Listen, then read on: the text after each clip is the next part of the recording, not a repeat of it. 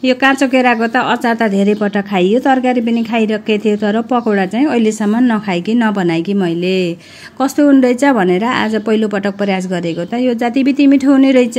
केरा ल्याएँ अनि यसरी छलछल्ती केरा पखालिसकेपछि सर्लक्क यसका बोक्रा फालिदिने।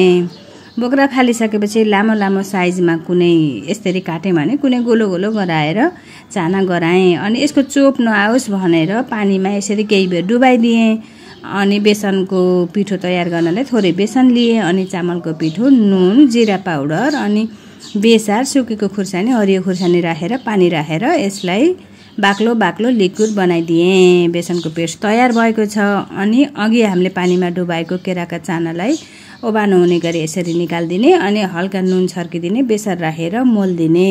यसलाई केही बेर राख्ने। केही बेरपछि अनि कराईमा तेल तताउने। तेल तातिसकेपछि ग्यास सानो गराएर त्यो केराको चानालाई बेसनमा यसरी डोब्दै अनि फ्राई हुने। ग्यास सानो गराएर केही बेर मजासँग फ्राई हुन दिने। यसरी फ्राई गर्दै गर्दै मैले यिनी सबै केराका चानाहरूलाई सकाएँ। मजाले पाक्न दिनुपर्छ, ग्यास सानो गराएर भित्रैसम्म पाक्दो रहेछ।